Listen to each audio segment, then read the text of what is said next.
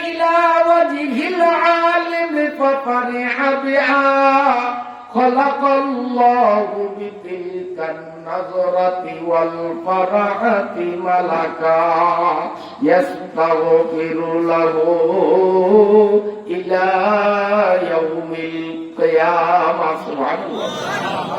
আলেমের ইজ্জত করলে কি লাভ? আলেমের লাভ না, আমার আপনার লাভ। কি লাভ? নবী বলেন, যেই ব্যক্তি আমার উম্মতের, যেই সাধারণ উম্মত একজন আলেমের মুখের দিকে মায়ার নজরে তাকাবে, আলেমের মুখের দিকে যে তাকাইতে পারলো, এজন্য তার মনে যদি আনন্দ লাগে, আমার নবী বলেন, উম্মত রে, আলেমরে সম্মান করিয়া ভক্তি করিয়া যতক্ষণ তুমি আমার নবীদের ওয়ারিস আলেমের চেহারার দিকে তাকাইয়া থাকবা, আমি আল্লাহ তোমার জন্য সেকেন্ডে সেকেন্ডে একজন করে ফেরেশতা বানাবো।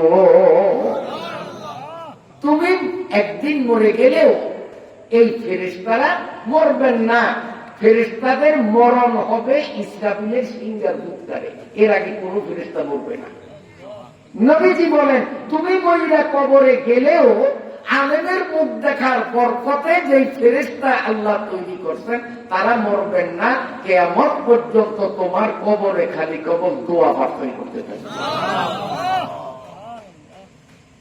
হযরতে জিবরাইল আমিনের কথা শুনে আমার নবী উঠলেন, উঠা তিনি সুন্দর করে ওযু করলেন, জিবরাইলকে বললেন, কথা কইও না, আমার কিছু প্রস্তুতি আছে। আল্লাহর নবী ওযু করলেন, 2 রাকাত নামাজ কাবা ঘরে তিনি আদায় করলেন। কেন? তিনি গোটা দুনিয়ার উম্মতকে শিখাইতেছেন, উম্মতরে, আমি মুহাম্মদুর রাসূলুল্লাহ বললাম থিওরিক্যাল এন্ড প্র্যাকটিক্যাল নবী। আমার আগেকার সব নবীরা ছিলেন থিওরিক্যাল নবী, খালি উম্মতকে বলতেন এটা করো, এটা করো, এটা করো, এটা করো। কিন্তু আমি শুধু এইভাবে থিওরিক্যাল নবী না, খালি করো করো বলবো না, বরং কেমনে করতে হয় নিজে কইরা আমার উম্মতরে দেখাইয়া দে।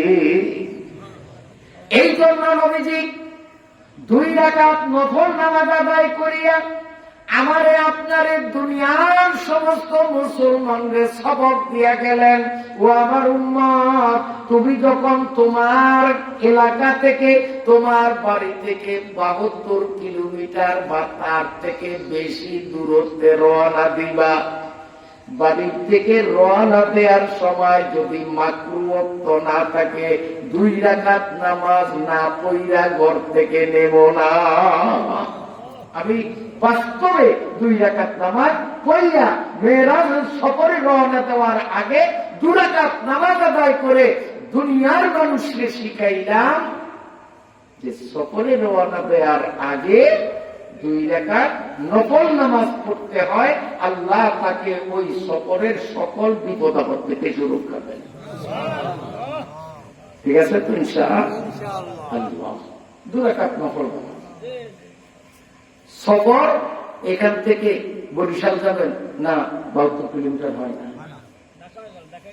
হ্যাঁ ঢাকায় গেলে হবে। সিলেট যাবেন, রংপুর যাবেন, এই নিয়তে বের হবেন, তখন মুসাফির। 72 কিলোমিটার কম দূরত্বে রওনা দিলে সে মুসাফির না। মুসাফির ব্যক্তি 4 রাকাত ফরজ নামাজ কয় রাকাত পড়া লাগে? 2 রাকাত। এটাকে কসর নামাজ বলে। কসর মানে সংক্ষিপ্ত নামাজ, সাইডে বানাইছে 2।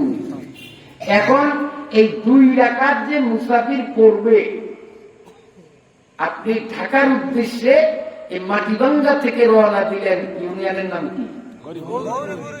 গৌরীপুর। এই গৌরীপুর ইউনিয়ন থেকে ঢাকার উদ্দেশ্যে রওনা দিলেন, তো আপনি 4 রাকাতে 2 রাকাত কোনখান থেকে শুরু করবেন? কি ভান্ডারিয়ার থেকে, না রাজাপুর থেকে, না বরিশাল থেকে, কোন জায়গার থেকে? অনেকেই আমরা জানি না, আলেমদের কাছে জিজ্ঞাসাও করি না। জি না, মাসালা জানিয়ে রাখেন। এই মাসালা এখানে আমি আরো বলেছি, আবারও স্মরণ করিয়ে দিতে চাই। মুসাফির ব্যক্তি যদি ইউনিয়নের বাসিন্দা হন, নিজের ইউনিয়ন ছাড়িয়া অন্য ইউনিয়নে না যাইতে, নিজের ইউনিয়নে যতক্ষণ ততক্ষণ সে মুসাফির নন। এই টাইমে চারই পড়া লাগবে। নিজের ইউনিয়ন ছাড়িয়া ভিন্ন ইউনিয়নে গেলে তখন সে মুসাফির, চারকে পড়বে 2 রাকাত। আর যদি এই মুসাফির ব্যক্তি পৌরসভার বাসিন্দা হন, যেমন ভান্ডারিয়া পৌরসভা না, পৌরসভার বাসিন্দা হন, তো পৌরসভার যে গেট আছে, এই গেটের বাইরে না যাওয়া পর্যন্ত মুসাফির না। যখন পৌরসভার গেট পার হবে তখন থেকে যে মুসাফির, চারকে পড়বে 2 রাকাত। যদি সিটি কর্পোরেশনের অধিবাসী হয়, যেমন বরিশাল সিটি শহর, ঢাকা সিটি শহর, সিটি শহরের অধিবাসী যারা সিটি এলাকার মধ্যে যতক্ষণ থাকবে মুসাফির না, যখন এই সিটি এলাকা ওভার করিয়া অন্য এলাকায় ঢুকবে তখন থেকেই সে মুসাফির বলে গণ্য হবে। আমার নবী কয় রাকাত পড়লেন? 2 রাকাত। জিব্রাইল বলেন, ও নবী, নামাজ তো পড়ছেন, রওনা দিতে হবে, তাড়াতাড়ি আসেন। নবীজি বলেন, নো সাউন্ড, কথা কেউ না, আমার এখনো প্রস্তুতি সম্পন্ন হয়নি। নবীজি সাল্লাল্লাহু আলাইহি ওয়াসাল্লাম 2 রাকাত নামাজ সেরে ফুফিয়ে ফুফিয়ে কাঁদতে কাঁদতে তিনি সিজদায় পড়ে গেলেন। খালি কাঁদতেন। জিব্রাইলকে কেমন সফর আজকে আমার। কোন নবীরে আল্লাহ এই সম্মান দিলেন না, কেবল ওনারে দিলেন এককভাবে। এখন তো হাসার কথা না, কান্নার কথা, খুশির কথা না। উনি তো হাসতে হাসতে সফরে যাবেন, কান্দে কান, জিব্রাইলের মাথায় ধরে না। আমার নবী সিজদায় পড়ে ফুপিয়ে ফুপিয়ে কাঁদেন। আল্লাহ রাব্বুল আলামিন বলবেন, দোস্ত, আপনি কেন কাঁদেন? কি কারণে আপনি কাঁদেন? আল্লাহর নবী বলেন, মাবুদ গো, আমার মনে পড়ল আজকে আপনি আমাকে মহা সম্মানে ভূষিত করে আসমান বাড়িতে নেয়ার জন্য বোরাক নামক বাহন পাঠাইলেন। আমি এখন বোরাকে চড়ে মেরাজ করব। আমার মন বলতেছে হাসরের ময়দানে আমার উম্মত গুলো 50,000 বছর দাঁড়িয়ে ক্লান্ত শ্রান্ত হয়ে যাবে। এই উম্মত গুলো পায়ে হেঁটে হেঁটে জান্নাতে কেমনে যাবে? আল্লাহ, আমার প্রতিটা উম্মতের জন্য সেদিন একটা করে বোরাক দিবা কিনা বলো। যদি ওয়াদা দাও তাহলে বোরাকে চড়বো, আসমানে যাব। নইলে আমি উম্মতের কান্ডারি নবী বোরাকে চড়ব না, মেরাজেও যাব না।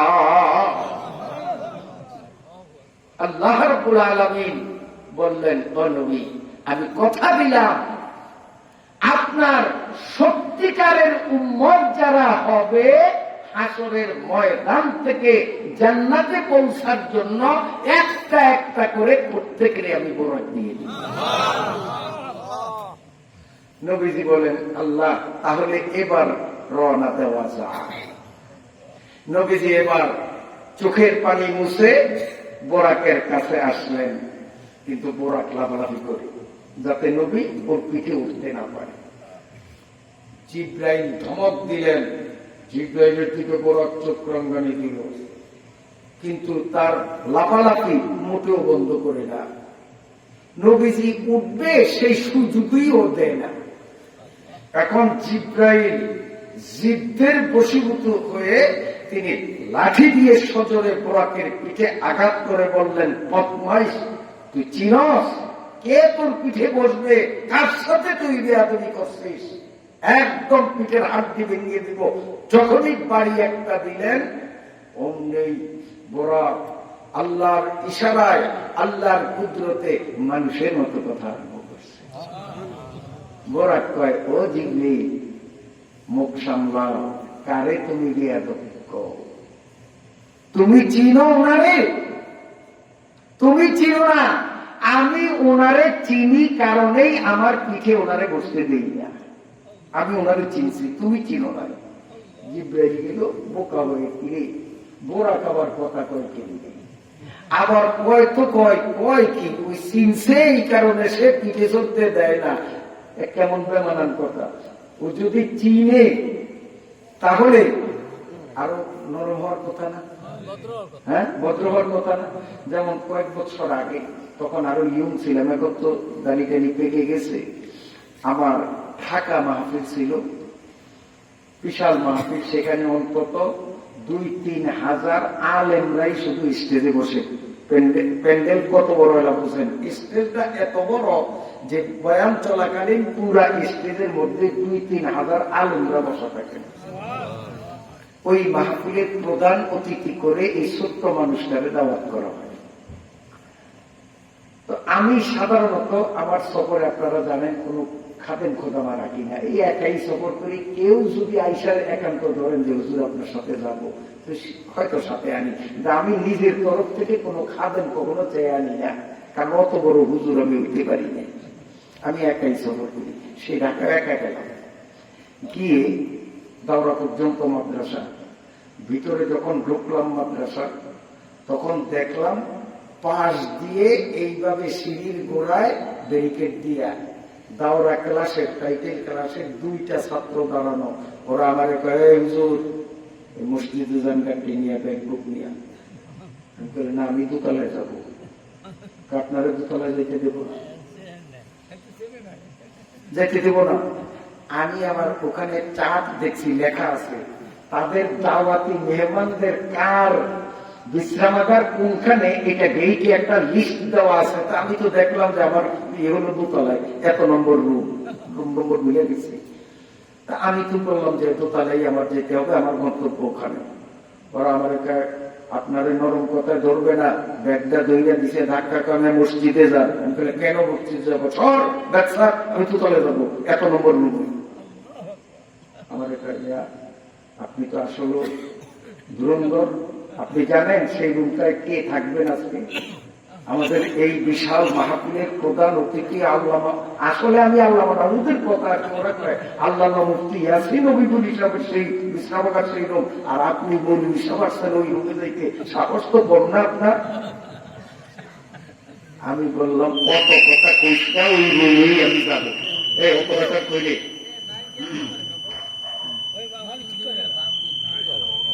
আল্লাহ, আসলে আপনারা বিরক্ত হবেন।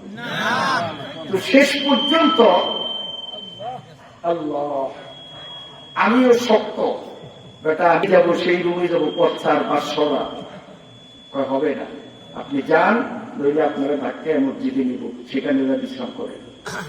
তখন আমি বললাম, এই না, মৌলভী ওবায়দুল্লাহর একটু ডাক, যায়া বলবি যে দক্ষিণবঙ্গ থেকে চিকন শুকনা হাড্ডি আছে, গোস্ত নাই, এক বেটায় আছে, আপনারে ডাকে। মৌলভী ওবায়দুল্লাহ দাওরা মাদ্রাসা, উনি হলো ভাইস প্রিন্সিপাল। হ্যাঁ গো, ভাইস প্রিন্সিপাল। আমি বললাম মাওলানাও বলিনি, আমি বললাম মৌলভী ওবায়দুল্লাহরে বলবি দক্ষিণবঙ্গ থেকে একজন চিকন সাধারণ একটা লোক আছে, মৌলী সাহেব, আপনারে ডাকে। এই কথা বলার পরে দাওরা ছাত্র তো ওরা মাইন্ড করছে, দক্ষিণবঙ্গের থেকে আসছে, তাই উনি আমাকে প্রধান অতিথি। আমার হাত ধরি নেই, হুজুর চিনি নেই, মাফ করেন, নবীপুর হিসাবকে আপনি। আমি বললাম, আরে ভাই, নবীপুরে বসবাস করি, এই জন্য মানুষ আমার নামের সাথে নবীপুরি লাগায়।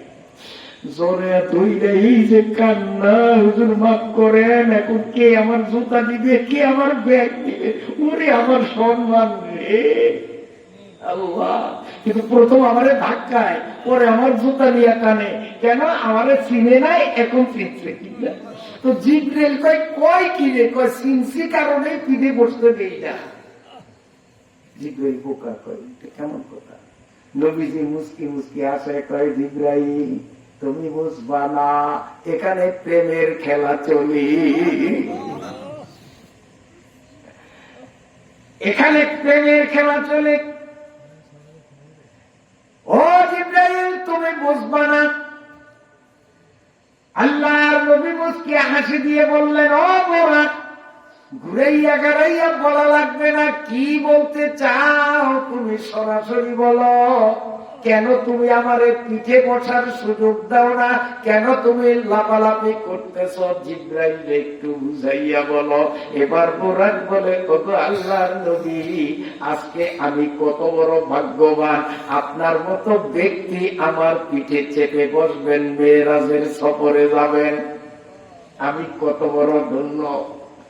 কিন্তু হাসরের ময়দান থেকে আপনি যখন জান্নাত অভিমুখে রওনা দেবেন, জান্নাতের থেকে লক্ষ লক্ষ বোরাক আপনার সামনে কাতার দিয়ে দাঁড়িয়ে ডাকবে, হুজুর আমার পিঠে ওঠেন, হুজুর আমার পিঠে ওঠেন। ওই কাতারে আমিও থাকবো। আপনি যদি কথা দেন আজকে